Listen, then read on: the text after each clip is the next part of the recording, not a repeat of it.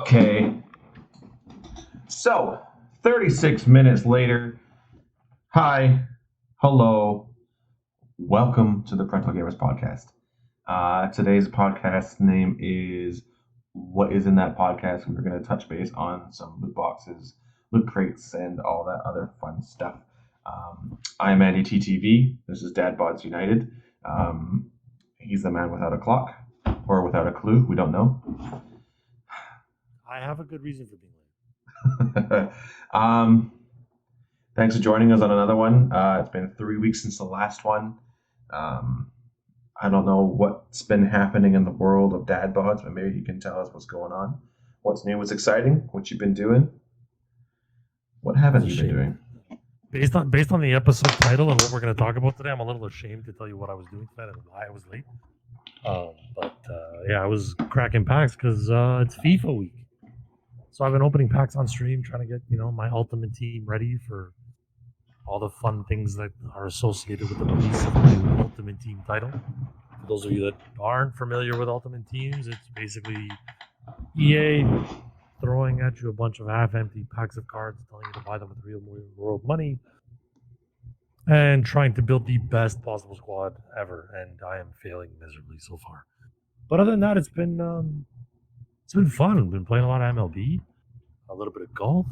We did our charity stream 2 weeks ago now to raise money for the Canadian Cancer Society, and that was an absolute blast. We set out with a goal of $1,000, and the Twitch community came in and lit that goal on fire and we hit $2,700 in 12 hours. How's life with you? Can you not hear me? What's new and exciting in the Ninja Turtle town of I Am Andy? Can you hear me? Yeah. Oh. Right then. Nothing really. My daughter went to daycare for the first time yesterday. 4 hours yesterday, 4 hours today.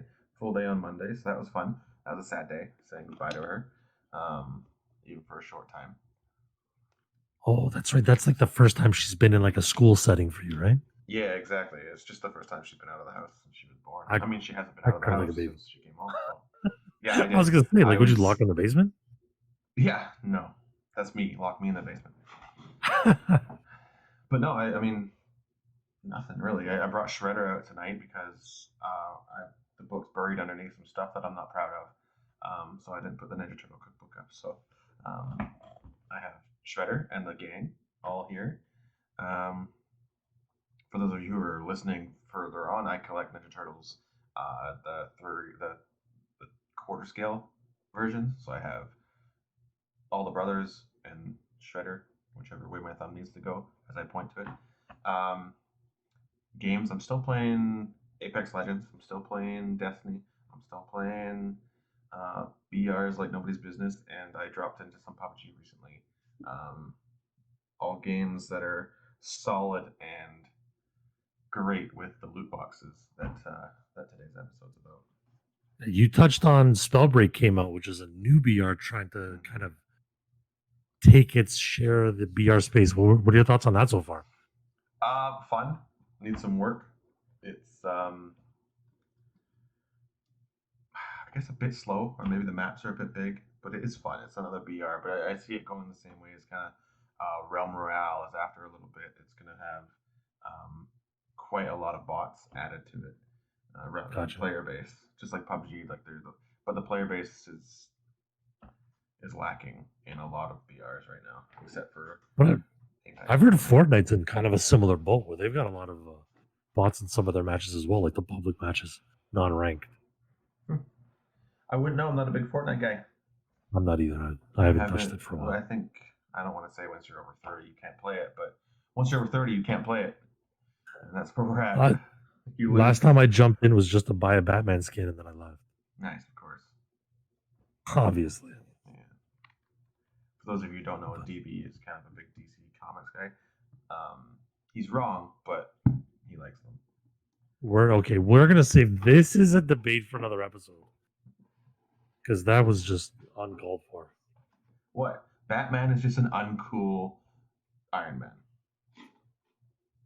And a bunch of turtles that got pooped on by radioactivity is cooler? I don't think so. It was a tragic event that happened to them that changed their lives forever. They're doing the best with what they have, Yeah, sir. getting pooped on by ooze would be tragic.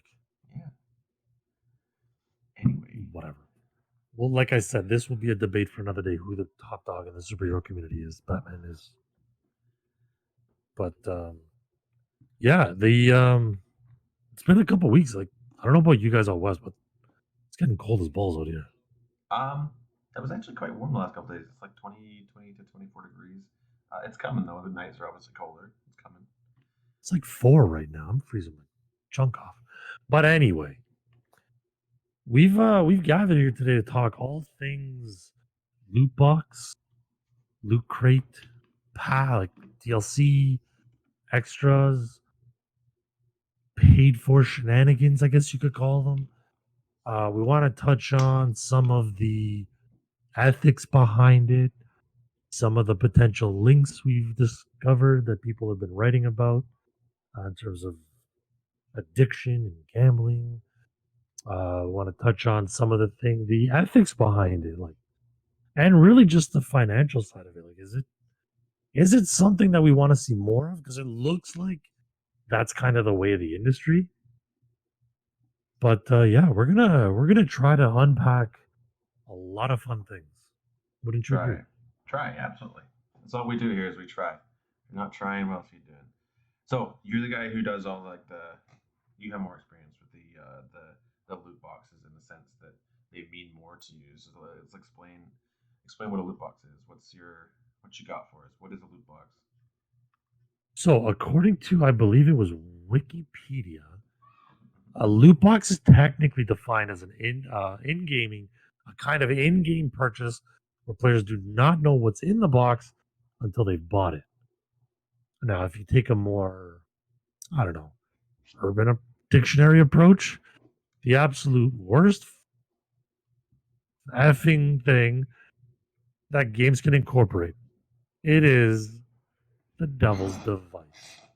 So, games like FIFA, games like Madden, games like 2K have created these realms of ultimate teams where you're gonna want to try to build the best team possible.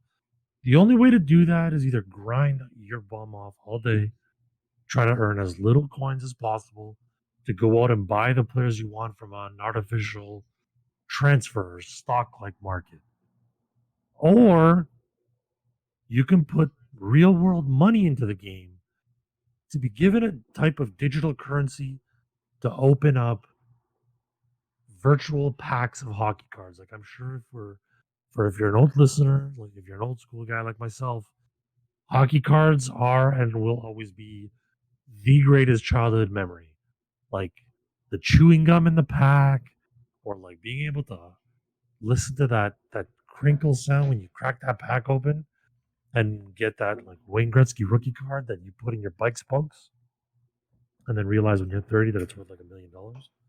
Um, that feeling right there is what companies, and not just EA. I don't want this to be a poop on EA event. Um, there just seem to be one of the bigger ones, the bigger companies to succeed at it. Um, these companies are now trying to emulate the successes of physical hockey cards and trading cards in a digital space. And I'd say they're succeeding. Wouldn't you?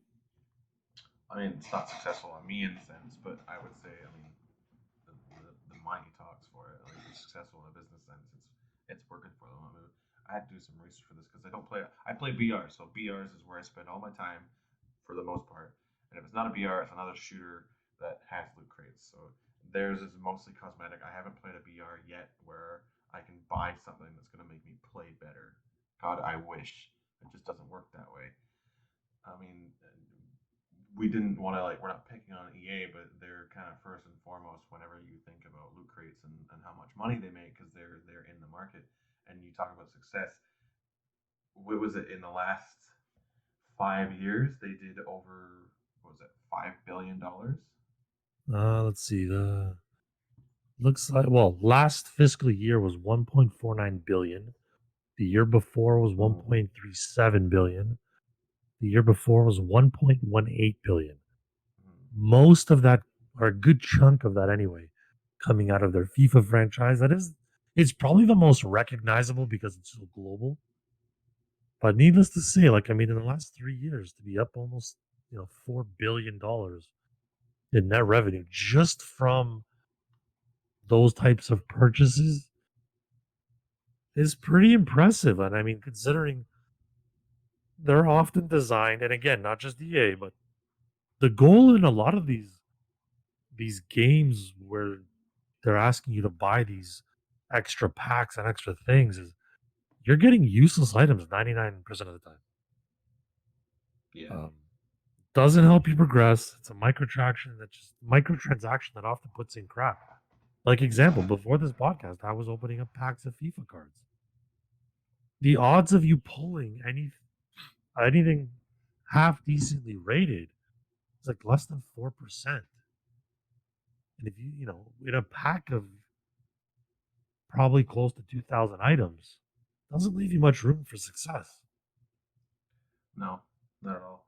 And then there's like the microtransactions within the loot boxes that you do. But what about like, does your stuff have season passes or DLC? Like, does FIFA have a DLC like winter pack? Like the games I play, they always have something new coming out, whether it's a limited time mode or or a new season because there's 4 seasons in a year and they typically update a game based on that. So there's 4 seasons passes that are at least $25. So you're spending an extra $100 a year on a game that, okay, 2 games like Apex are free, but you're spending that money, $100 on the Game Pass. It's been over a year and a half. I've bought every Game Pass that's ever come out, so I'm $150 in, not only on season passes, but Apex coins, and it's all cosmetics. Everything I want is just so I can look good. Which I find it interesting. Like there's a big distinguishable difference. Like when you mentioned BRs or battle royales, the vast majority, or if not all, they're all cosmetics you mentioned. So you're getting things that simply make you look better within your season pass. Correct me if I'm wrong. You usually have a level system, like 0 to 100 or 0 to 50, or Mm-hmm. like COD, I think is 0 to 100, and you earn X like experience points throughout the games that you play, and those experience points go in every level if you've purchased the seasons pass. So for that, what is it, 90 days, you said, Something roughly? like that, yeah. So let's say you've got 90 days to unlock all 100 levels. Now, if you've gone and paid for the seasons pass, you are eligible for all the unlockable content at tier 1, which often means every single level you progress, you're getting something. There's that kind of carrot on a stick dangling you to get to the next level. And when you don't With purchase it, the unpaid player, it's often just every like 3, 4, or 5 levels you get a cosmetic. Those 4 in between are unavailable to you. Is that yeah, roughly kind of how it breaks down? there's definitely more um, quote unquote rare items when you buy the season's pass that aren't available to those who are just playing the game because they're playing the game and aren't invested in it in a financial way. Um, like I don't think on Apex right now they have holograms that you can throw on the ground to kind of taunt your enemies. I don't think those are available for non-season pass holders. Right. It's the benefit of paying for it is you get the rare things that are available to the season pass as they progress. Um,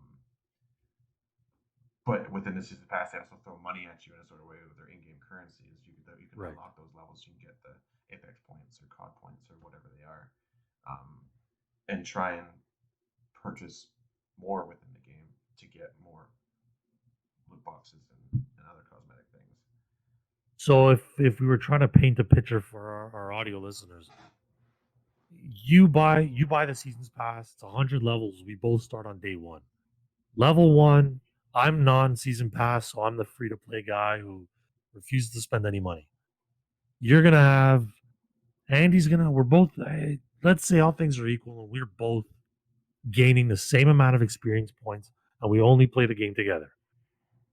Andy's gonna go from level 1 to level 2 and unlock a new cosmetic for his favorite gun. Let's say I'm gonna go to level 2 and I'm gonna get nothing. Level 3, level 4, Andy again will get a new cosmetic for his character. His outfit's different. He's got a matching necklace now at level 4, and at level 5, bang, another gun skin, a little more generic, not too special, but now we both finally get something. And that's my first unlock item, which incentivizes the guy like me that when we go play those games, like shit, man, that bling looks pretty badass. Like I want in on that. Maybe it incentivizes me and entices me to pick up that season's pass because now I want to look just as badass. And a lot of people, correct me if I'm wrong in that realm, wear a lot of those cosmetics as a badge of honor. Yeah, I mean, depends on what it is though. Like, if it's not your character, like the one thing that they have is I play specific characters within the game, and I haven't seen a hologram for the characters that I play. This season, they've only got like 3 characters with holograms, I believe, and there's none of them that I play. So to have it means nothing to me. Got it.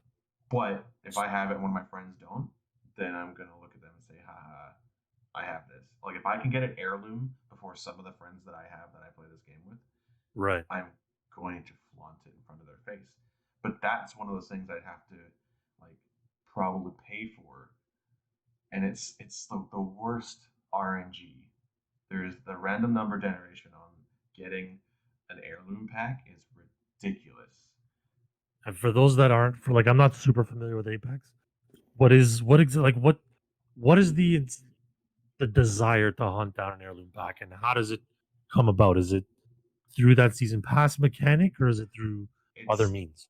every now and again the game's going to give you an Apex pack, and it's whatever the percentage is to get it. So like if you're working your way through the season pass and it says the reward for hitting this XP is an Apex pack, then you get the Apex and you open it and you hope for the best. Or you can go and you can spend money, real world money, on Apex coins, in game currency, and you can buy Apex packs and open them until you get what you want. Heirlooms are they're specific to the character that you want. Once you unlock the red shards to get an heirloom, you can choose an heirloom from the characters that it's available for. Not all characters have an heirloom, Okay. but it's one of those rare things because in those loot crates, in those packages, is the same algorithm for everything else that's currently locked. So it's not just me trying to get an heirloom; it's me trying not to get the the rare and common loot that's available to unlock with crafting materials that you get throughout the game, which is it's it's So there's a rare depth of and it, but it's like what, like somebody like yourself who would I'd probably say main, like you main, one of your main games is Apex. mhm. Like in the years that you've played that game, like have you pulled an heirloom? No, I have maxed my level cap on that game at like 500, as of quite a few of the people I play with. Maxed out. I haven't bought any pack. Oh, I bought packs, but I haven't like bought them in search of trying to get an heirloom. I've just bought them because I had Apex coins and Right. wanted to see. Um, but I've level capped, and I can't get it. And I think one of the things is because there's all of that other stuff, like all the uncommon loot. Like there's so many gun Right. skins. There's so much possibility for all of these other things. They have a higher possibility of getting before you get the heirloom. And how often do you see duplicates in your position? Like I said, I'd None. imagine you've probably unlocked most of the game. There's no duplicates. Once you unlock it, you unlock it. So you're not unlocking skin A and getting skin A in another pack. It's not like a collectible card where you can Okay. open up the foil and you see Babe Ruth next to Babe Ruth. It's not going to happen. Once you So get it, you get it. what fills that void the next time? Like, do they just give you, like, are you seeing fewer items and more crafting material, or Are you see like what is the variance that like as you're dwindling down and you're completing the collection of stuff, what fills the slots in that pack? Like I look at a FIFA pack, for example, there's like 14 items in that pack, but you can receive duplicates on duplicates on duplicates. Mhm. So there's no limitation. Like it's not like you can open up, 50,000 packs and whittle your way into like a Cristiano Ronaldo, which is like one of the highest rated cards in the game. Mhm. You could just continue to pluck duplicate after duplicate after duplicate, have to sell So them and try to work your way through. You know what I mean? the only thing that you can duplicate in Apex is the Apex coins that Okay. might come out of packs. I'm not even sure if that's a thing. I think those are just unlockable through XP, and they have a crafting material. It's like shards or whatever it's called. Um, that you can unlock the same things that are eventually going to show up in a loot crate or an Apex pack, I should say. Um, so you can use those things to drive down your chances, or I guess increase your odds would be better. Okay. Because you can, if I, you have to think though, every character has the same number of skins that you can unlock, whether it's legendary, epic, uncommon, or rare. And Okay. there's 9 characters now. No, 12 characters now. I don't even know. Okay. So that's, let's just say for talking sake, that's 12 times 20, and that's from top to bottom. That's 20 different skins, and each gun has their own 20 different skins, and there's Gotcha. a shit ton of guns. And then it's not just that. There's banners and there's quips, there's voice quips, there's Right. animations, there's this, there's that. There's so much of it. So if you can unlock those things with like the shards that are in these packs, great. You can Right. get your chances to be a bit better to get the rare items. But those are also hard to collect as well. Yeah. So there's a lot in it, but it gives you the opportunity to unlock the specific things. Like you said, like you can break down stuff, you can break down items, you're gonna get craftable shards and so on and so Mm-hmm. forth.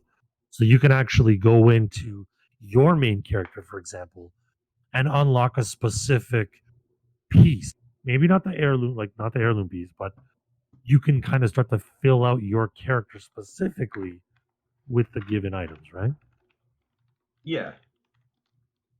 See, like where you look at a lot of these ultimate team style games, you can't do that. If my favorite team is, for example, like AC Milan out of Italy, I can't go and take in-game currency and just buy those specific cards out of a collection book. Mm-hmm. I've got to go into what's called the transfer market, which is how games like FIFA and EA and like all these different sports games, whether it's baseball, the show, or 2K and their basketball franchise, where I each card has a discard value. So let's say it's 100 coins. Mm-hmm. Then there's the community value, which may value that card substantially higher because it's very usable or sought after. So the market, like a stock market, is determined by the audience playing the game, which adds another really interesting dynamic because it's not like I can take my collection at the end of the year, cash it out, and take my money. You put your coins in there. You're trying to buy your way Mm-hmm. uh, through this game to buy cards that you want, but sometimes those cards are just simply unattainable because you don't have enough in-game currency, which drives you to either grind the game a lot more and play and play and play and play for minimal rewards, or in my situation, you're gonna swipe your card um, to gain their in-game currency that is only usable to buy packs. With those packs, you're gonna open those packs of cards, get a random assortment of various players and content, and either sell on the market or keep for yourself or quick sell if they're not worth anything. And then in hopes to have or generate enough coins to go out and unlock or purchase those unattainable players. Mm-hmm. It's it's an incredible science, man.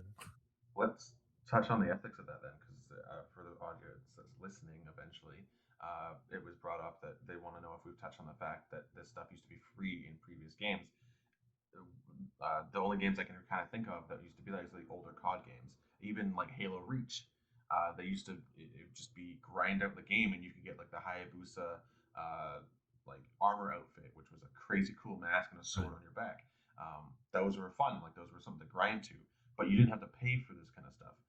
In later things, they eventually did add like a card system into like Halo Guardians, where you could use real world money, but it was really easy to actually get to them as well. But it was Right. a pay to play. You could actually get a card that gave you a better weapon, and you could take that weapon in multiplayer, and you could do better. Right. But it Which was really, easier. It was available to everybody at that point. But again, if you had money, you could do it faster. You could get it more often. right. So Just the fact that it used to be free versus the fact that we have to pay for it now, is it something that we missed? Is it not fair for them to like? When did they start doing this to us, and when did we miss it? Why is it only a problem for people now? well, Ultimate Team, like in that sense, I think we went over it yesterday. I'll have to pull that the date back up of when it originated. But I think we said it was in LA Noir in like 2011. yeah, which was again more cosmetic, if I'm not mistaken. Mm-hmm. Um, but when you look at a game like FIFA or Ultimate Team, that's relatively new, and it's an added game mode that was never available before. Mm-hmm. You're right. It was, as a side note, it was LA Noir in 2011 Oh, remember that that. first brought out the Seasons Pass. But it was never really a thing that was out there. Ultimate Team started it as, I believe, just a way for um, these companies to additionally monetize another game mode up until the addition of an Ultimate Team or I think it's can't remember what it's called in the show, or the Diamond Dynasty, or those dynasty type modes where you're trying to build the coolest team from the past and the present and play and compete. They're relatively it's like conceptually relatively new Mm-hmm. and isn't really something that you can easily compare to things of the past. Because when you look at it in the sports realm, they were just looking for a way to like what other reason would you have monetize sports unless it was to do something like this. Every sports game has, a seasons mode or like an online seasons that you can just pick your favorite team and play. Mm-hmm. But I believe that with the costs of production, the costs associated with distribution and marketing, these companies began to really try to find ways to monetize content outside of just the base release of the game, Okay. whether So it's through a seasons pass or through um, these pack type game modes or these loot box type game modes. video games in general Ethically, what do aren't. you think ethically? Like where do you stand on this push for these this pack type content? I mean, I'm a grown ass man. I'm gonna spend money where I feel like I'm gonna spend money, and that's fine for me to do. I'm not, but Okay. I can cut myself off at a certain point and say, you know what, it's just not working for me. I'm gonna go back another time and try and get it, or like whatever. I don't have a ritual of like taking my pants off, putting my pants on, taking my socks off, and trying to see if I can open the right pack. But Left foot first.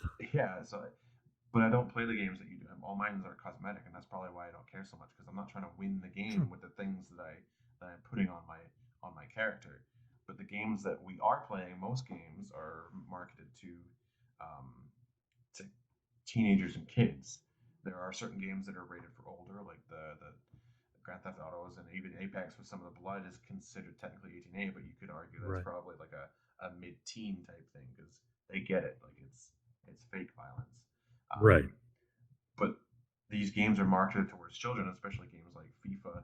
Even though technically they have to realize that kids don't have money, parents are going to end up paying for this. So is it fair for them to market to kids knowing that they're going to want to be because no one wants to lose. No one wants to lose. So they're saying if you have money, you can win, or you have a higher chance of Yep. winning over someone who's just going to put time into the game. But it's a rated everyone game. I think it's like in Europe, it's Peggy 3, which is like 3 plus, which has pretty much E for everyone, Mm-hmm. which is frustrating to see because as a parent, like, I don't know if I want my kid getting into a game like FIFA where it truly is FIFA, Madden, NHL, 2K. The MLB The Show, I think, does a better job, and we'll touch on that in a minute. But you've got a situation where in a lot of these pay to win competitive games, you're trying to compete at the highest level. You're trying to get to these competitions, and your team is only as good as the time and the money you put into it. It's not until you get to the highest level, like the regional, not even regional. You have to get to the grand finals, which is the top 100 players in the world. That these companies will finally give you a full blown account and say, "Hey, now you can pick from any player in the game to use for this tournament, and only this tournament." But all the qualification leading up to that is from your own team. So if I'm showing up with an 81 rated team at a tournament, and Andy's got a 91 rated team, whether or not I'm the better player, he will have a competitive advantage just because the pace of the players, the statistics of the players. It makes it for a very interesting ethical dilemma when I really sat down to think about it for this episode. Like you're incentivizing people to pay real world money just to qualify for tournaments that you may not even be eligible for or may not be able to access or compete in. Like how is that okay? Which You know what opens I up to mean? like Like it, the argument: does this particular style of microtransaction, this particular monetization style, does it open up the problems for future problems within the gambling community? Um, like there's stories that I did some research on. A young man played games like FIFA for unlocking Ultimate Team packs, and they would try and get the team, just like you said, to try and get the best team they could. And as he kind of aged out of the game, he went back. He went to the workforce. He was doing this, doing that. Up age to gamble. He got addicted to roulette tables, and he got himself into some financial troubles that his parents had to help him out of. And it happened a couple times where this person, um, they they just kept on falling into that trap because it started at a young age where it wasn't seen. So right, are the companies, are they morally responsible to put something out there to say this is what it, um, maybe not what it is, but this is what it can feel like? right. I would imagine that that a big chunk of these companies would be reluctant to put that type of warning out there because it's almost like an admittance of guilt without it actually being an admittance of guilt. It's like, or maybe like an acknowledgement. Like when you look at a warning like that, it's like, oh well, this game could cause addiction. So it's like, oh well, it has addictive tendencies or qualities. Maybe I shouldn't play it.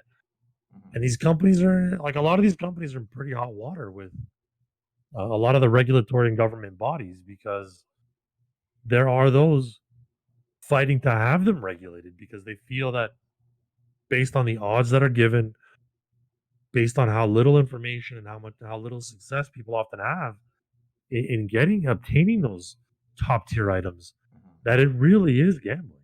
Okay, so then I Um, guess I'll pose this question from like the other side of the table, like the devil's advocate kind of thing. If video games don't kill people, how do they create gambling addictions?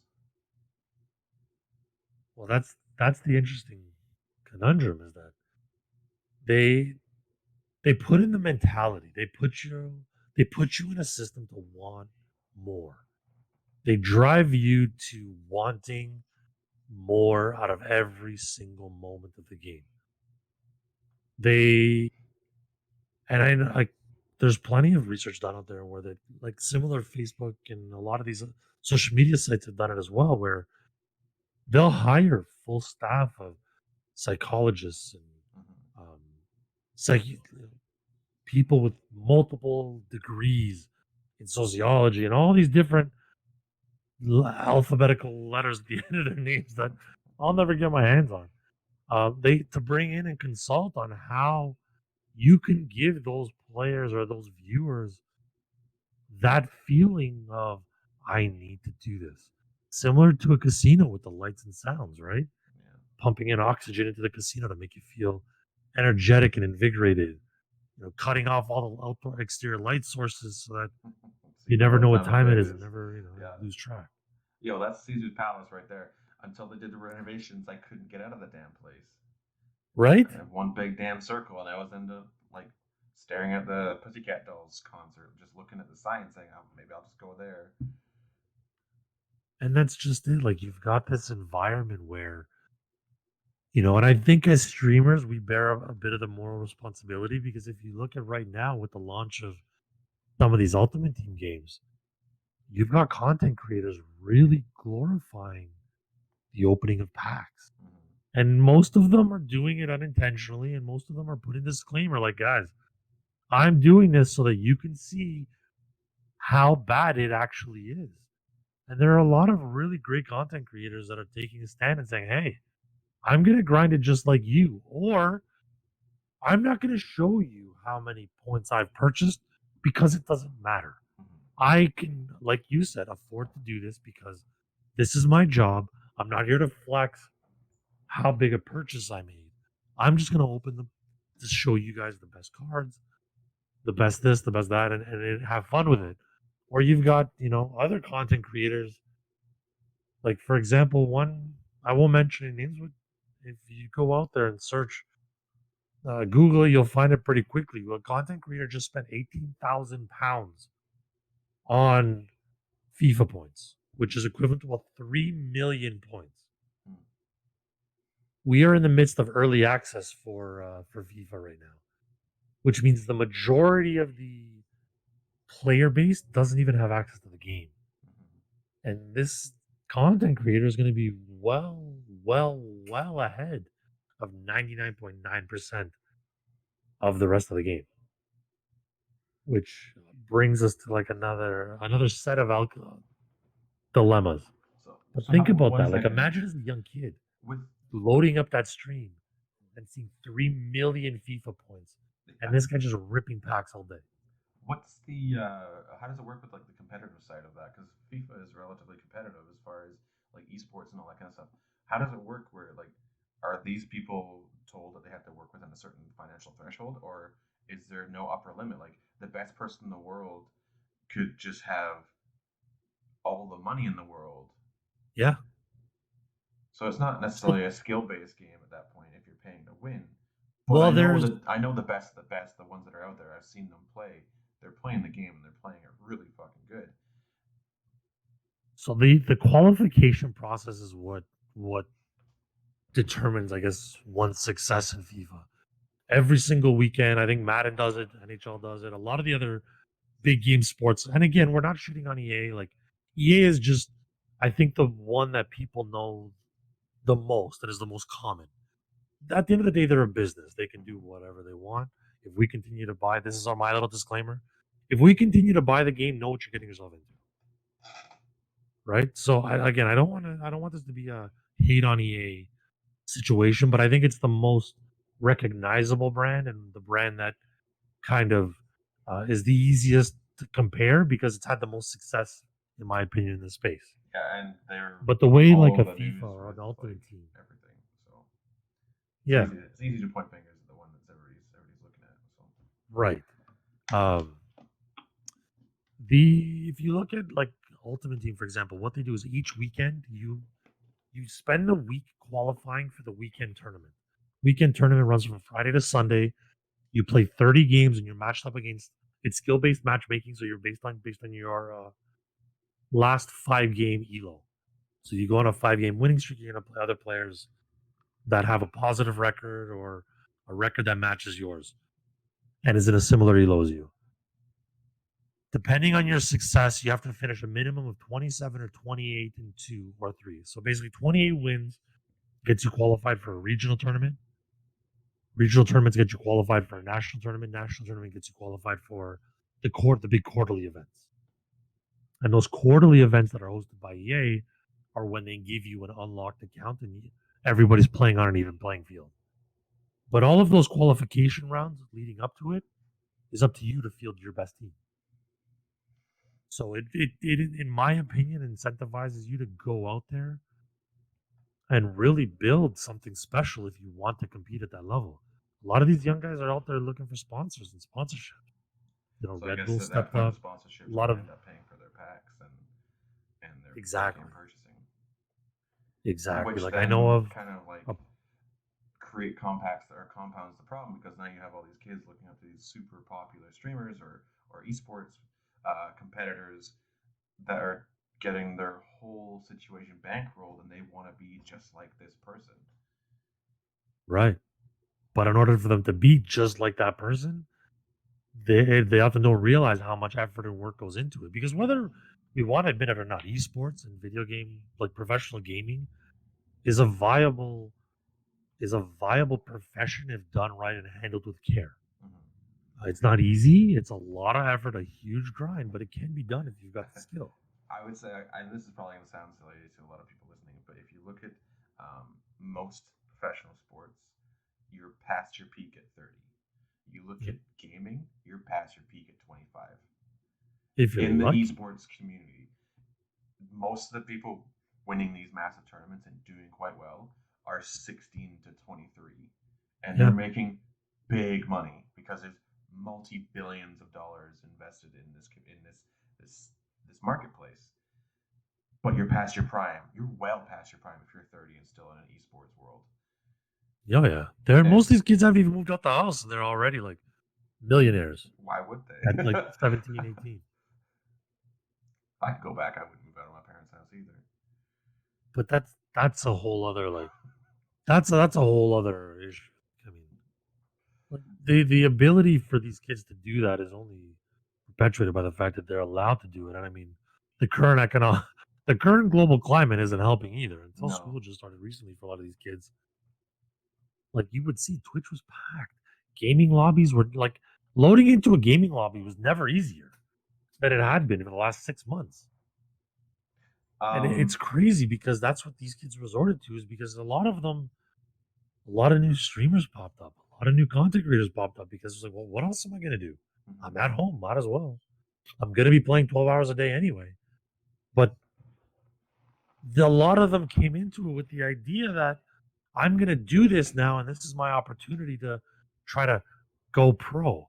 If you're playing a game like Andy and a battle royale, it's a hell of a lot easier to invest in that space because the overhead is pretty low. Like you just need usually the free to play game and a decent internet connection, right?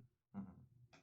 Somebody in my shoes that's playing these ultimate type sports, you really have to consider the team that you're bringing in. Like there are hardcore players right now, not only in the early access portion, like myself, trying to build their own best team, but investing in all these cards that are available, hoarding them so that when the average Joe comes onto the scene or finally gets the game, guys like me get to gatekeep you out by charging absorbent amounts of in-game currency Mhm.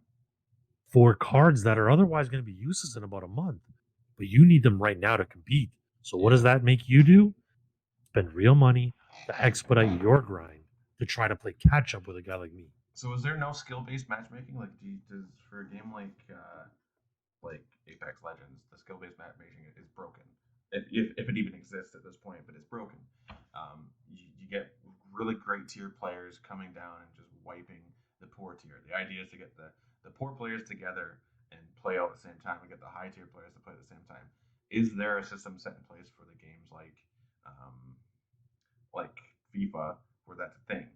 Like you said, there's duplicates. So if can I get a 61 Ronaldo card and then a 91 Ronaldo card?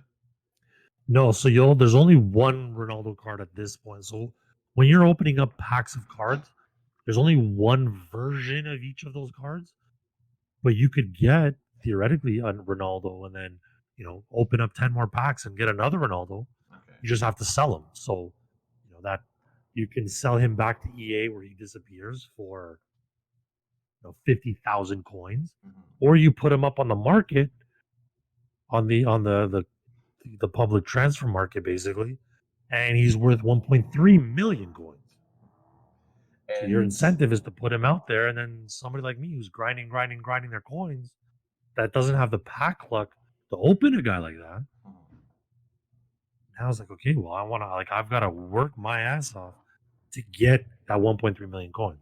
And that's why, like I said, with early access, I'm hoarding as many cards as I can of like the same players. So if there's a card that I'm speculating is going to be worth 60,000 and I can get him for 20,000 now, I'm buying up 10, 12, 13, 14 of those cards now. And when the game comes out and they're worth 60,000, I'm selling them like crazy to get my coin balance up. And then you're going to see that as like, oh my God, I got to catch up. So I'm going to go buy packs and hope that I pull stuff that I can sell to get that money too. And it becomes this tit for tat in terms of the skill base. They structure their game in divisions. So you win, you get X number of points, and you move up or down a divisional ladder, depending on how good you are. And your goal is to work towards Division 1, which is where a lot of the competitive players sit. But you're only going to play players from within your division. So it might be like a gamer score of like, I think you guys have like the Apex score, right? That caps out that you can lose points for losses in rank. We cap out at a certain level, so it's like 5 kills or 2 kills and 3 assists, whatever equals up to 5. There's a certain point within ranked. You can't get more points for a kill, but I don't know what the upper limit. It's like probably like 218 or something. I think they call it RP, reputation points. I think per one. But you also have like a buy-in. So from silver, I think there's like no buy-in at silver, and then when you get to gold, it's like a 28 buy-in, and then platinum is Okay. 36. And so the higher you get up in ranks, the more you're buying into play. Okay. And when you get into like the diamonds and the preds, the higher tier gameplay, they're actually ranked as, because you're only a predator if you're top 100 in the world, Oh wow. and losing your RP means that you're losing that particular rank. Rank So progression, actually, I think, is RP, not reputation. gotcha. Um, so, but it's like 80 something to get into games when you're a predator. So the payout to win isn't necessarily higher; it's just more important to that person. Um, my games that I play, like Apex, has Apex coins. There's one version of currency. Games like Right. Destiny have a couple of currencies. Like Right. Glimmer is an in-game obtainable thing from killing or looting crates that are part of the world. Or there's Bright Dust that you can pay for cosmetic things, and they've only Destiny's Right. Bungie's only been doing non-loot crates for, I think just maybe a couple years. I think they dropped it out like October 2018 because they were getting huge backlash that this was a microtransaction thing, and that the community didn't want to have anything to do with it anymore. But you can still purchase these things for real world money for in-game currency to get cosmetic items. Um, but what's your thoughts on multiple game currencies? Would it make it easier for you to say, okay, this is fine as long as my money is going to one place? That my Right. in-game currency can purchase anything throughout the board, not just specific things. Personally, I'm a fan. Like I play a lot of MLB The Show, and that's one game where it's one currency called stubs, like a ticket stub. Mhm. Now, with that, the way they've structured their ultimate team or their dynasty team is you can either grind out the game for the card. So they'll give you Babe Ruth and say, hey, here's all the steps that you need to take to unlock Babe Ruth. Mhm. If you don't want to go through those 40 hours worth of steps, let's say,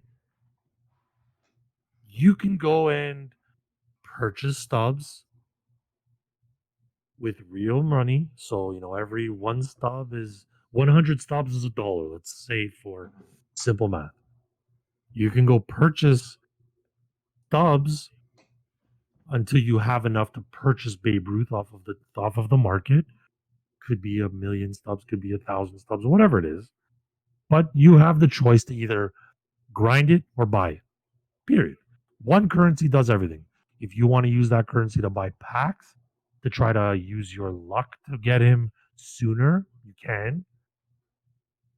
But it's up to you. For me, I would prefer the single currency system if I had to choose a currency system. But I would much rather be able, like a game like Destiny, I want to be in the position of like the Division to find everything that I can get. Mhm. Like I want to know that somebody's taking the time or myself to map out the entire world and say, if you search within this grid, you can get that incredible item. Or if Mhm. you kill this boss, you're going to get this item or complete this raid.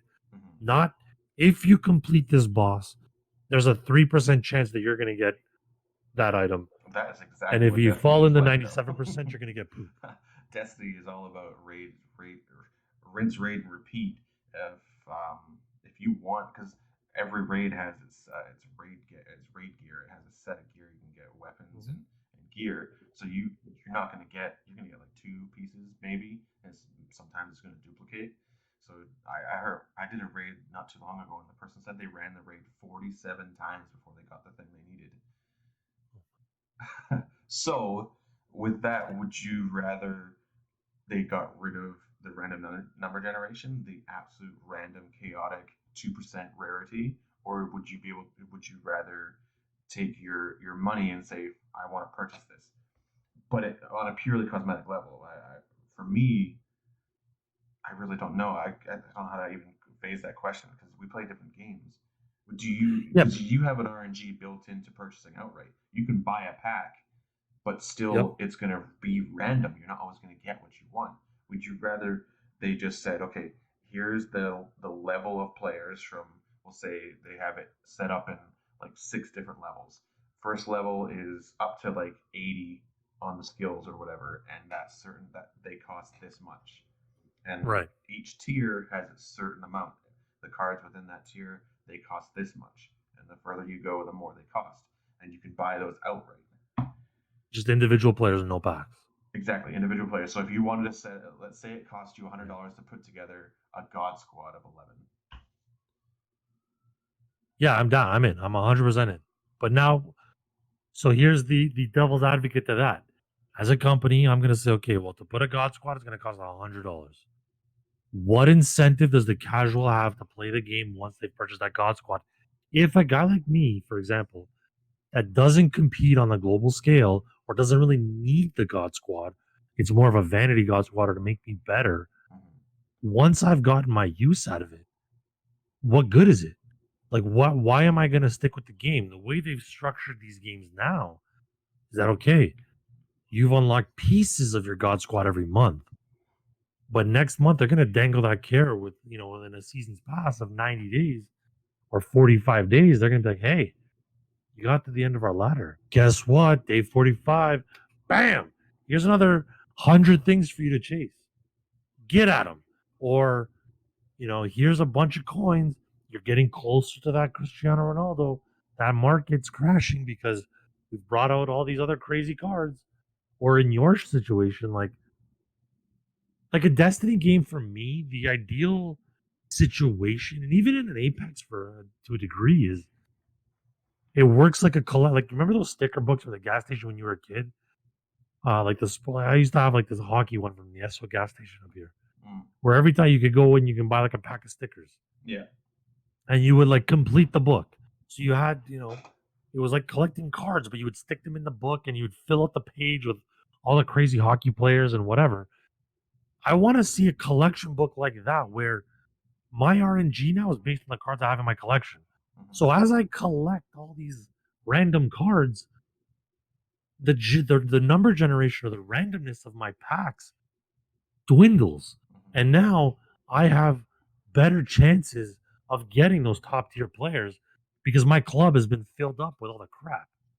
You know what I mean? Or Yeah. like in your case where the cosmetics, it's like once I've unlocked all the common stuff, I want to be the chances of me getting higher tier gear is better because or higher tier cosmetics is better because all the low level crap has been purchased or obtained already. Like what do you like what's your perfect scenario for a game like Destiny?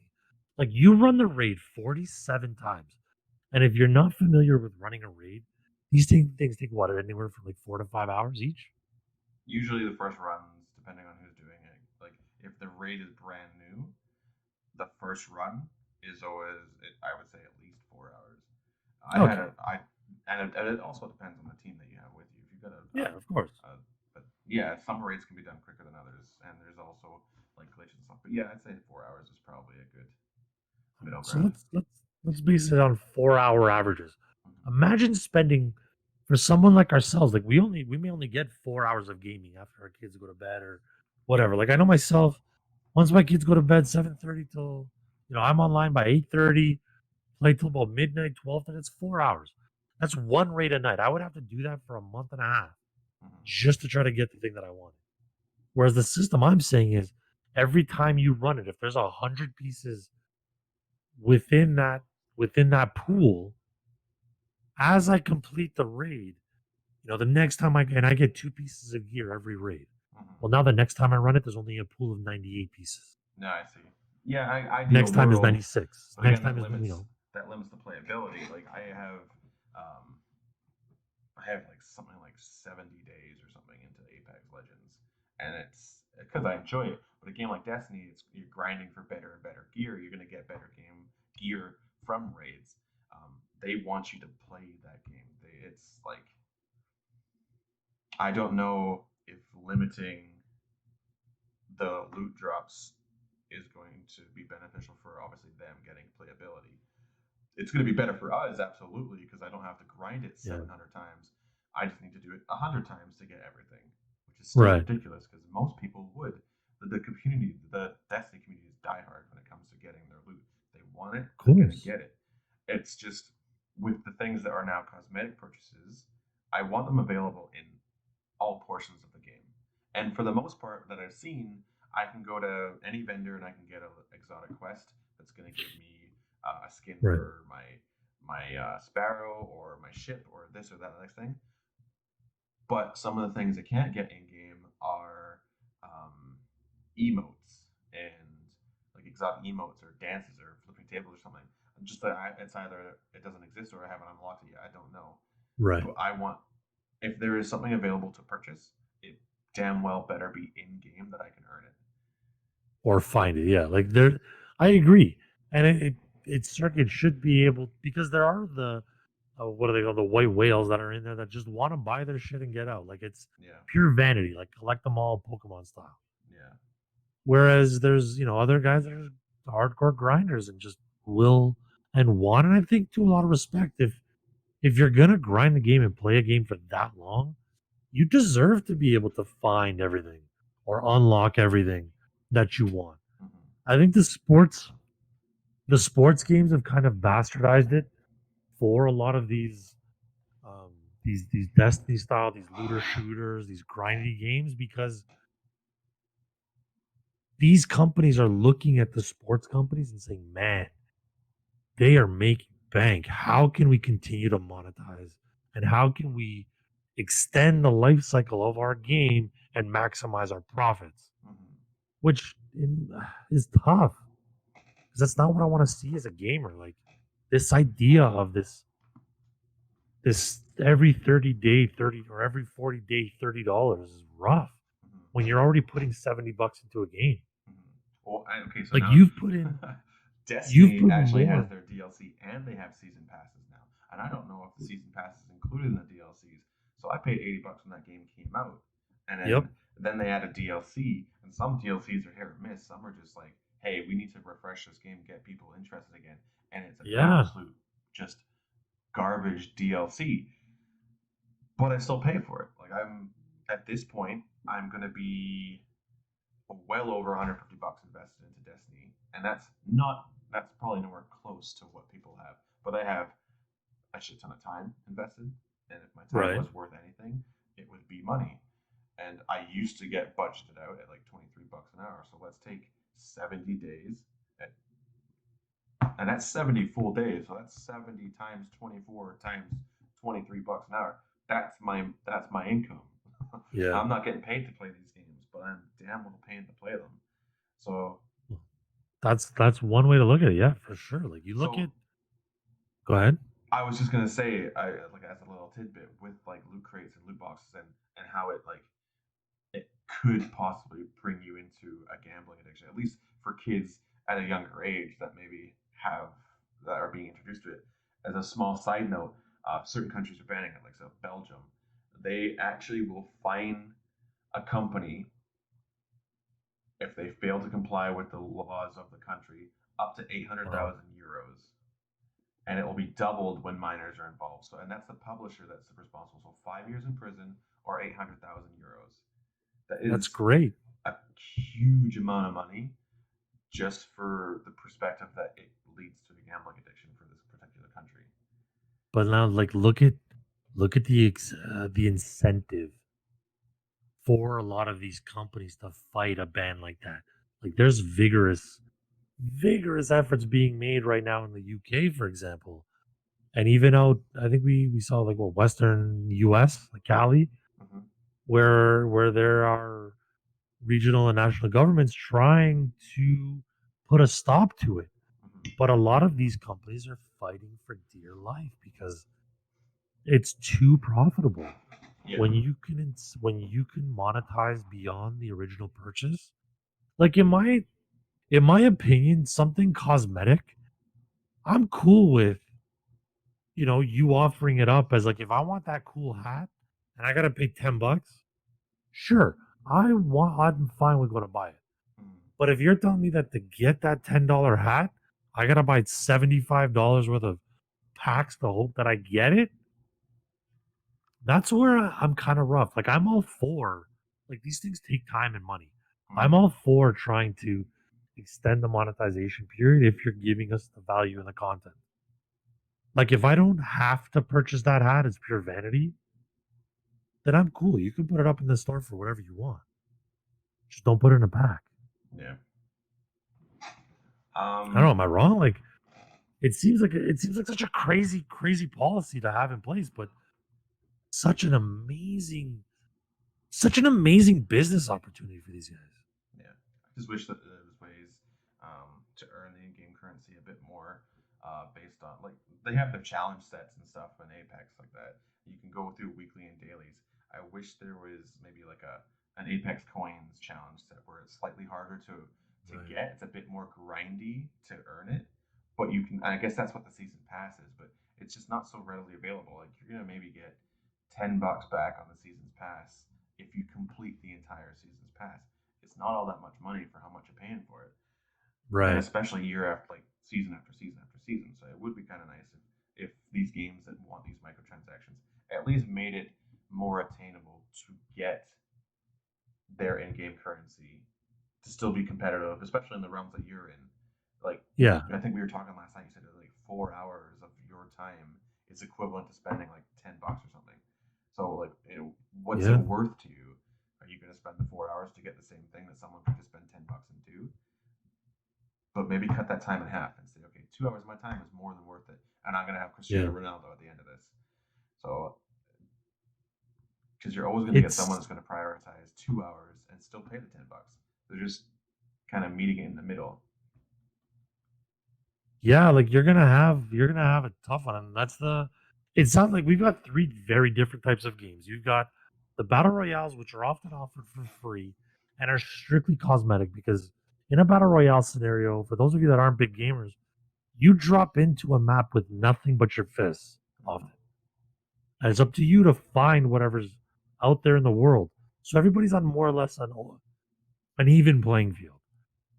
For me, that kind of stuff I'm good with because again, if you're gonna buy the battle pass, you know it's all cosmetic. It's not gonna make you better, so you don't need it unless you're a vanity type player.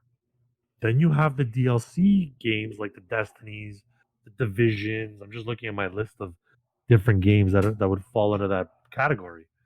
Um, where you're paying now every, let's say, year.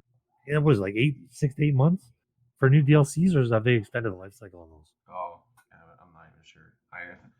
When I because I heard good things about the new Destiny update coming out, the DLC coming out in November now. I jumped on it, but to be able to keep up, I had to. All the old DLCs were offered with it, so it's not so bad. Kind of a kick in the pants for the people who paid each DLC. They Right? spent like their $50 each and every time the DLC came out, and then after like This six guy. months, it became redundant and they didn't need it anymore. They Yeah. were making money off it, so they said, okay, buy this new one for $60 and you'll get all the old shit for free. Uh, which is what happened to me, even Which though is I Destiny's like bought the that. wrong DLC. And the wrong things. Destiny's like the games as a service. So what they've tried to do with a game like Destiny Division is rather than give you an annual release, they're extending the life of that game by years by adding these smaller downloadable contents, these like new missions and maps and additions to the story and new loot to chase and grind for. Instead of at the end of the year saying, okay, well, Destiny 2 is done now, 12 months is over, you've spent 70,000 hours, 75 hours plus your $80. We're just going to charge you another 30 instead of the 70 for a brand new game, Yeah. but you're going to have to grind it and keep it going. Bungie Then you promised have us the 10 sports years. games. Well, that's their hope is for 10 years, which would be impressive if they can stick to that. 10 years of That's a content is what they were promised, or what we were promised. And I guess if you like want to justify your spending, if you look at the cost of these things over a 10-year period, it's probably a drop in the hat compared to how much you go to Starbucks and get yourself a coffee every day. right. It just depends on how much you pay for. But then you've got to remember too is with a game like these games for service, like in a Destiny, for example, you've got now the base game. The DLC is every, let's say, 6 to 8 months. So you could potentially pay $60 per year after that. Mm-hmm. Plus, they've got their seasons pass as well. Plus the in-game content, like cosmetic wise, that you can buy. So they have heavily incentivized you to make purchases well beyond. So although it might be a drop in the bucket after 10 years, annually, you're basically buying the game every year Yeah. Oh, and with most the likely constant progression. when they Then put you've got this, the new hey, DLC in, they have the new hardware that comes out with it. So like their new DLC might be only supported by 4K. So now I have to go right, and get the brand new Xbox that supports 4K gaming and TV, and all that kind of stuff. which is a whole other horseshit argument. But then you've got like the sports franchises where at once the next iteration comes out, your club is useless. Yeah. You don't get anything carried over. You get a couple of like, welcome back, Bucko. Here's a 2 packs to just kind of whet your appetite. Get in there, big guy, and buy it all over again. Yeah. See, I And feel there's like no the annual sports stuff release. there should be it should be a fantasy league at that point. If you're gonna invest in the money to do draw cards and build your best team, it should be a fantasy section within the game. Because when I played FIFA, you'd play with the previous year's roster, Right. and you could trade, and they would get injured, and you'd have to bring in substitutes, and you'd have to make it work. And with any luck, in my eyes, a good game, a good developer is going to update the game based on the real season. So if Ronaldo is suspended for 6 months because he did or said something he shouldn't have done, he should be dropped out of the game. And That it, would be it pretty crazy. starts making it more realistic. You're playing with things that are happening now. You're managing a team how you want to manage the team. You're playing with the team, but there's real world consequences. So you're invested in what they're doing. That would be pretty cool. But then now you look at that and it's like, okay, well, what do you mean I paid thousands of dollars in packs to get that Ronaldo? Now you're going to take him away from me Oh, I'm just going to put it in because he a got different suspended section. IRL? I'll put that in a fantasy league that you can go and be competitive in a completely different realm. But for the people who want to play the game for the game's sake that can't afford to keep up, they're going to go play the game for the game's sake. If there's for viewers here on live on Twitch with us, because we do record these episodes live on Twitch, feel free to drop your opinions in the chat. We'd love to read those through as we continue to make our a couple more points going forward. Yeah, Madden, like EA, anything under the EA umbrella, the 2K umbrella, they all do. Like any sports related titles have it because it's such a lucrative system.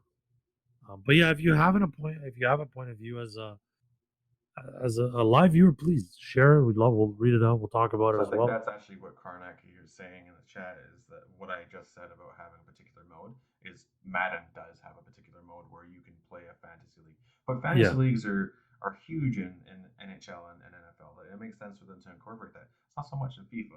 And it's just, I guess we're kind of centered on FIFA because DB here, he plays it all the time. It's his thing. He plays it more than anything, I would say. But there's no I'm not really aware of a fantasy soccer league. Like it's not a thing, but it's bringing in it's the largest sport in the world. It's making hand over fist billions of dollars a year. Like but that's that's what their ultimate team is you're yeah building your dream team. They've just found a brilliant way to monetize every single corner of it. yeah. Can You you know what I select your mean? So coach? Is there can you like get a Alex Ferguson card and yeah, if you've got a coach that's coaching in one of the major leagues, he's available as a card in game, Jesus. and will take up a slot within your packs. So if you get only like 3 rares in a pack, one of those rare slots could be a coach and not even an actual player, But you can't put them on which the field. is a whole other conundrum. But Yeah. again, like I don't want to pick on EA specifically. I don't want to sit here and be like they're They're evil. just the ones doing They're a the business biggest at the end of way. the day. They've put out a product that is loved and adored by millions of people, but is is it ethical for them to be positioning their product in such a way that really makes it lucrative to want to gamble with these low rate packs? Um, I know there you was could. recently an article out in England from a children's magazine, a children's toy magazine, promoting the purchases of packs. Yeah. Buy FIFA points and open packs. Like that is where the ethics kind of come into it. Like, where's the limit? Like, what's to stop these kids? Like, that's in my opinion, a blatant advertisement to minors.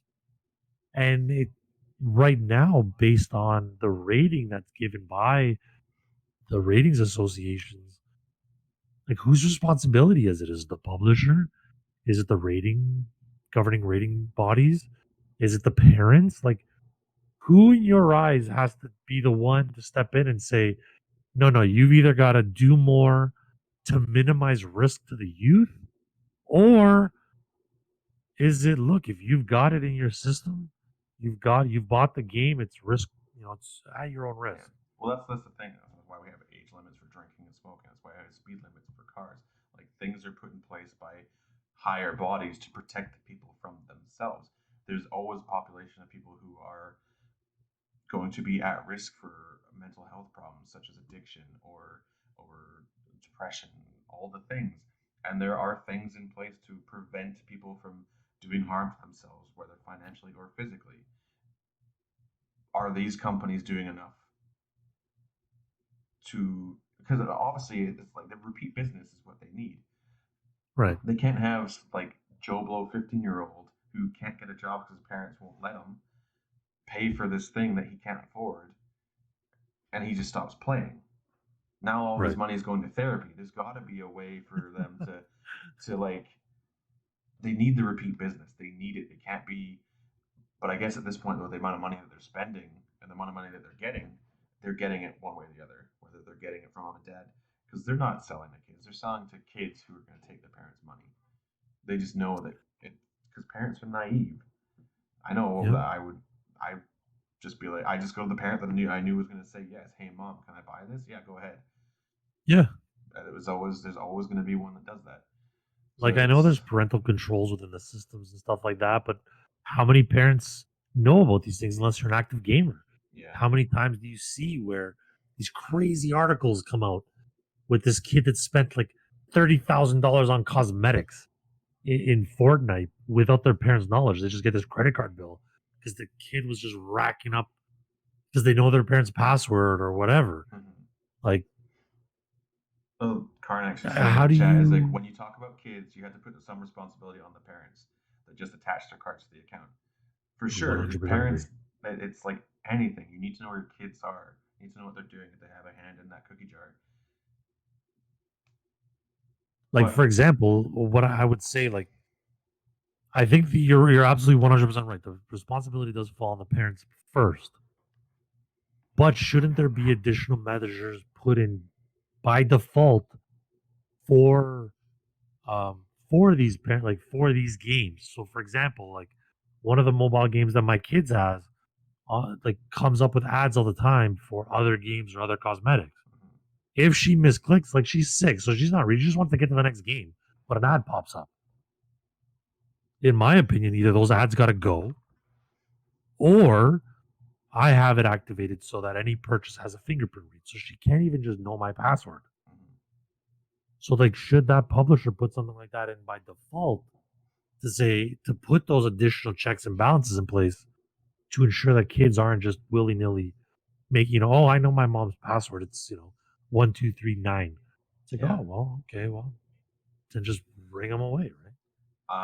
That actually it What do you comes think? back into a question that I asked earlier: is all the arguments about violence in video games? It doesn't make people go make those decisions, but you think about the developer putting things in place where they shouldn't have it. If you're looking at a 12-year-old kid who has a history of violence because they're playing violent video games, that kid shouldn't have that game in the first place. Most likely, that kid has violent tendencies already, and the video game is just it was just a tool, but to say that it was the reason why he did what he did or whatever it was Right. that they did, but the responsibility falls on the parents. Not buy your child a mature game and then blame the game. No, you need to protect your children from these things and know your child. You shouldn't. You know your child better than anyone. You're not going to introduce them to something that you know is going to harm them. If you have Right. someone that is down on the luck, you're not going to go and give a 12-year-old a game about what was it? There was a Leisure Suit Larry. You're not going to get a 12-year-old kid that kind of game because Yeah, it's not going to be good for them. I agree, but I mean, like, we've entered as a, like to play devil's advocate on it. Like, we've entered this state of just busybodiness, right? Like, how many parents are truly involved in their kids' gaming habits? Where, like, it's hard sometimes as a parent. You're busy. Some people are working multiple jobs. Some people are in a difficult spot where they just can't invest the type of time they want to in knowing every waking moment of their child's life. Yeah, Now, I agree. You have to bear it as the responsible parent. You've got to bear some of that burden and understand what's going on. But I mean, how quick? I don't know how about you, but I was a conniving little dude. Like, I could sit there and sweet talk myself into a purchase, knowing my parents didn't understand yeah. what it I've was, always been what a the ratings were, negotiator. what the repercussions were. I was always a negotiator. I could always I could feed my way through things and get what I want when I wanted it.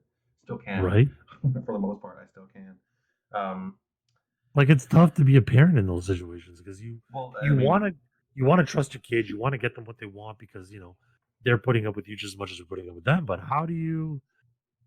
I don't know. It's hard, and I want to be that guy who says, "No, I'm gonna investigate every single game my kids play before want to purchase before we purchase it." But is that you'll know this better than me at my point because my daughter is only a year old, and you have daughters that are older.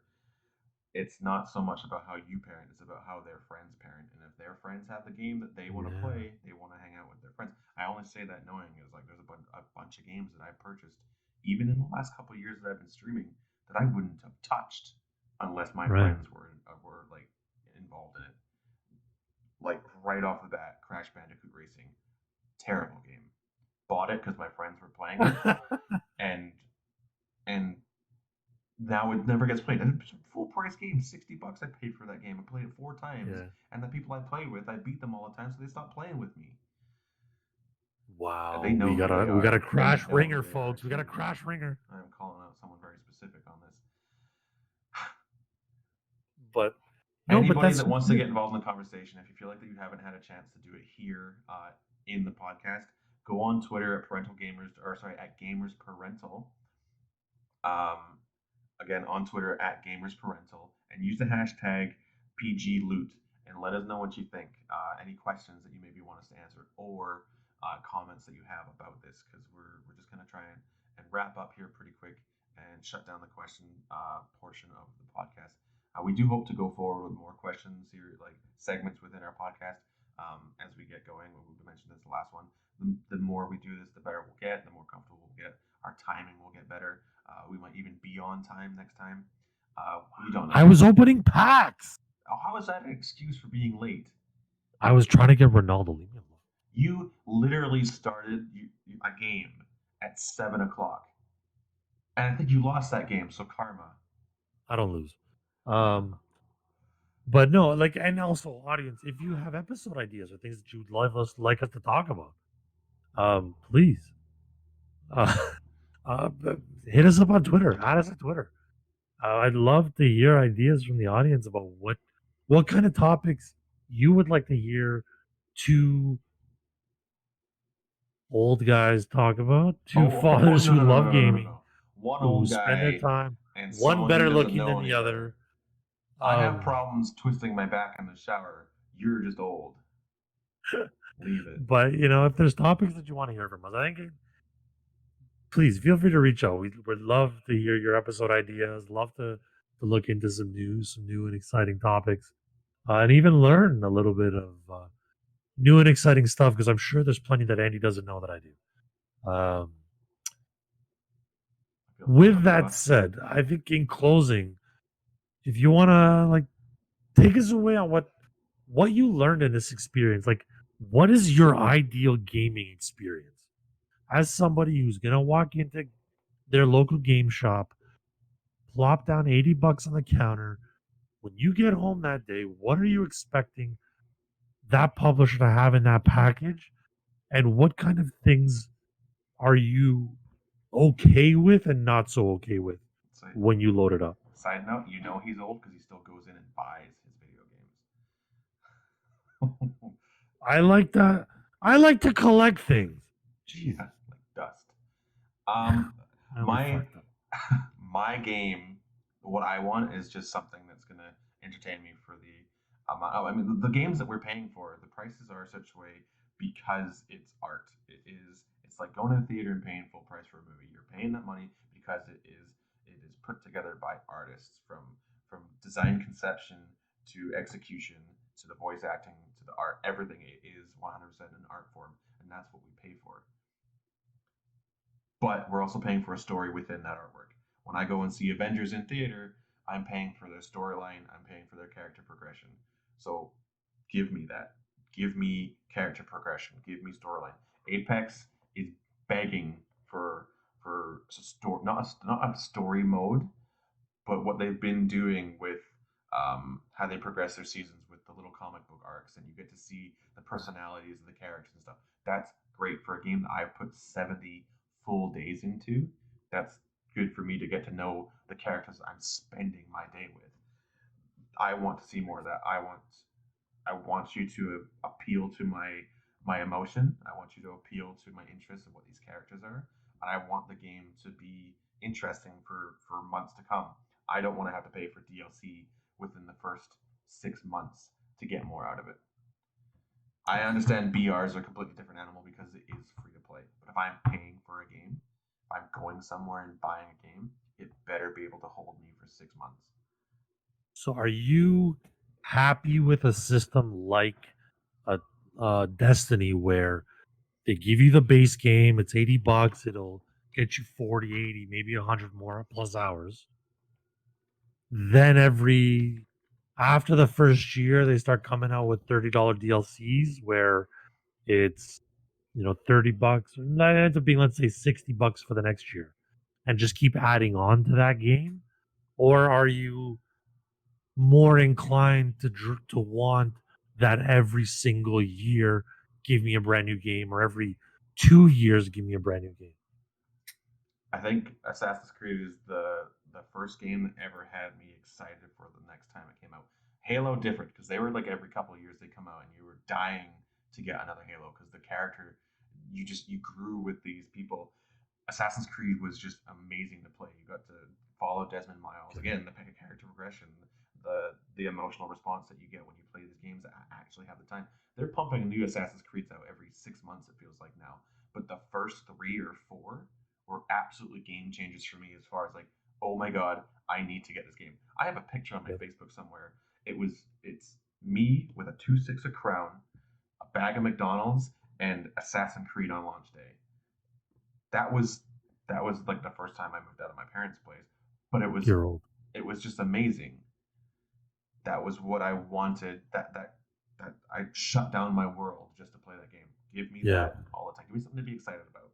And there's not a lot And there out was there right now nothing that's extra. It happening. was Nothing what you extra. loaded up that day was exactly what it was. Yeah, and it was like 20 hours gameplay, and it was like you Yeah. finish this, you finish this. Now it's like side quests and this and that and next thing. It's over grindy, but it kept me interested for the games that's what I want. I want Yeah. like old school Assassin's Creed stuff back. Well, like they've done some of that with like the God of Wars and like where PlayStation they're just exclusives. like, I'm a very Microsoft guy. I can't afford both systems. I don't think I right. ever would buy a PlayStation. Like I just it's not. I just prefer my products to work all together. And I'm Microsoft. I'm Windows. I just it is how it is. No, I feel attacked. I mean, look over your shoulder every day.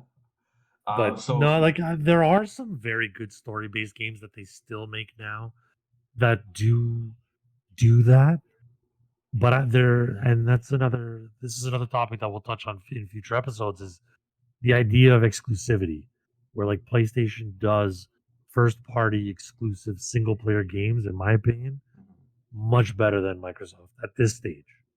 Maybe not always, but this generation, I think Sony won the first player experience war. I You know what I think mean? purely for the Like the fact that single player Microsoft is game. catering to a vaster audience of age groups. When you Yeah. think of Sony versus Xbox or Sony versus Microsoft, I think of DC versus Marvel Oh god, because here we go. no, I'm not gonna like go into which is better and which isn't. I'm just saying Sony is DC. It's darker. It's geared to more of like the adult gamer. It's it's there. That's the world it exists in. It's dark. It's brooding. Xbox is light. It's bright. It's got lots of kids games. It's easy to use. It's easy to functionality. The controller, everything's just easily accessible. User face is friendly. User interface is friendly. Whereas Sony, you need to have a little bit of thought process behind you to figure it out. That's my 2 cents on that. I think that's a great metaphor or analogy. Sony, dark, DC, Marvel, Microsoft, better. Same way I disagree with you there, and I'm gonna pose it to you like this: Marvel wants you to care about the Flash. Look at all this fancy, bright, beautiful crap. It's just shiny. They're just polishing turd. Coming But from the guy who Sony and their has exclusives, Flash in his DC games. they want you to fall in love with the characters. They don't care about the suit as much. They want you to fall in love with the person behind the mask. If that was the point, DC and Sony want you to fall in love with the characters they've created. They want you to love Kratos in the God of War, Ratchet and Clank. These characters, Spider-Man, because exclusive. if you They wanted, want if they wanted people to love the character behind the mask, they wouldn't be exclusives. they want their audience to fall in love. But this will be a raging hot topic for a future episode. Which I one, think at the the end of the day, PS4 one or the DC one? I think both of these we're gonna mishmash the metaphorical conversation. We're either gonna have the best comic book conversation ever, or the most confused audience ever. Either way, we'll get to the bottom. I know part of the community that's in this channel right now. They're confused half the time. Way to shit on the only people listening. Oh no. Oh no. On that, where can people find you? Let us know your socials. All right. Well, you can find me at Dadbods United on Twitter, Instagram. I don't TikTok, sorry, y'all. On Twitch, so Dadbods United. No, twitch.tv/Dadbods United. I'm live 4 to 5 nights a week playing mostly sports games. I'll play the odd shooter or BR if Andy asks nice, or if I have cool people to play with. But most of the time I'm out there playing FIFA, MLB The Show, or the odd single player exclusive experience that we get that you don't. Games that he doesn't need to socialize with. A very DC United thought process. Lone wolf. Where can they find you?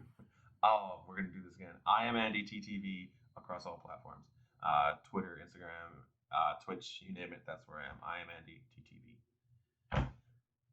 Exciting. So you, as our listeners, have likely found us on a few different platforms, anywhere from Spotify, Anchor, Google Podcasts, YouTube. The video will be up usually within about 3 to 4 days. We're getting better on nailing down a schedule for. I'm gonna cut you off there and say I will guarantee you every Monday after a Friday podcast, it will be posted on YouTube and Spotify. You heard it here. You heard it, folks. So, now there's that accountability. Hold them accountable. Yeah. And I say that knowing that it's going to be me that does it because I know how to hold a schedule. And you know how to do stuff with computers. I don't. I said I was opening packs. Excuse. All in all, you can also find us at Gamers Parental on Twitter and Parental Gamers Podcast on YouTube. We are extremely thankful for everybody who came through last episode, who gave us feedback, who reached out, who enjoyed our content last week, and hopefully you feel the same this week. We are very much interested, at least I know I am, and I'm going to speak for Andy on this one, very much interested in your opinions on this topic. It's a very touchy topic, it's a very sensitive topic, and it's a very important topic. Because even it is more so if you have someone that's been affected by loot crates or loot boxes, friends, family, or even distant relatives. Let us know. Like, you don't have to be very specific about it. If you don't want to, you can reach out to us on DMs if you like as well. But it'd be interesting to see how this is affected. Like, maybe people that we know, if we're maybe hitting any heartstrings with the things that we're talking about. You can add the hashtag PG Loot. We'll keep an eye out for it. Or like I said, like Andy said earlier, at Twitter, we're Gamers Parental. Hit us up. Let us know what you thought. Again, feedback is always welcome. This is episode 2. We know we've got a lot of work to do, and we're doing our best to improve every week. And we're appreciative of you all coming along for this on this journey. What? When's our next episode? 3 weeks from today, which would put us the 23rd of October. October 23rd, and you're okay for 7 p.m. again? 7 p.m. I've got it in my calendar. 7 p.m. And we're going to bring in a thesaurus so we can teach them how to say words like appreciative or other words like it. I don't need a thesaurus. I need Alexa to help me. Alexa, do my podcast. Alexa, speak for me. Go. Think now. But on that note, I'm Dadbods United. I'm Andy TV. I don't even know who I am. I'm Andy. What's up? At least I can say my own damn name. Yo, I don't want to do this anymore with you. Thanks for listening, everybody. We'll see you again soon. October 23rd, 7 p.m. Pacific time, 10 p.m. Eastern time. Have a great night. Thanks for joining us. We'll see you again. Bye.